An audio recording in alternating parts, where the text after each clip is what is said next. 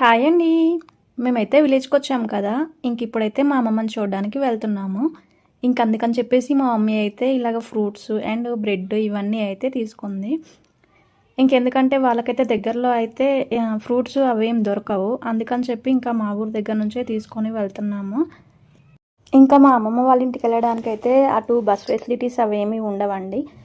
అందుకని చెప్పేసి అయితే మేమైతే ఇలాగ స్కూటీ పైన అయితే వెళ్తున్నాము. మా ఇంటి నుండి అయితే మా అమ్మమ్మ వాళ్ళ ఇంటికి పెద్ద డిస్టెన్స్ అయితే ఏముండదండి. ఒక 20 కిలోమీటర్స్ అలాగైతే ఉంటుంది. ఇప్పుడు మేమైతే విలేజ్కి రాగానే ఎందుకు వెళ్తున్నామంటే, ఇప్పుడు మా అమ్మమ్మకి అయితే హెల్త్ సరిగా లేదండి. అందుకని చెప్పేసి అయితే ఒకసారి చూసి వద్దాం చెప్పేసి అయితే వెళ్తున్నామండి.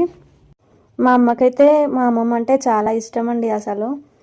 మా మమ్మీ విలేజ్లో ఉంటే అయితే కంపల్సరీ మా అమ్మమ్మని తెచ్చుకొని అయితే మా మమ్మీ దగ్గర పెట్టుకునేది.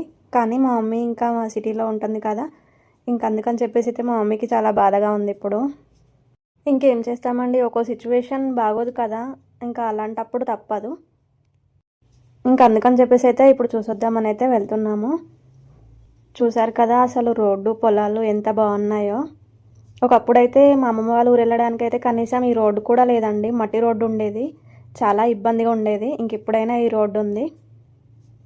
ఆల్మోస్ట్ అయితే విలేజ్కి దగ్గరగా వచ్చామండి.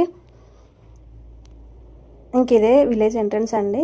ఫైనల్గా మా అమ్మమ్మ వాళ్ళ ఇంటికి అయితే రీచ్ అయిపోయాము. మా మమ్మీ చూడండి బండి దిగగానే ఎలాగ వెళ్ళిపోతుందో.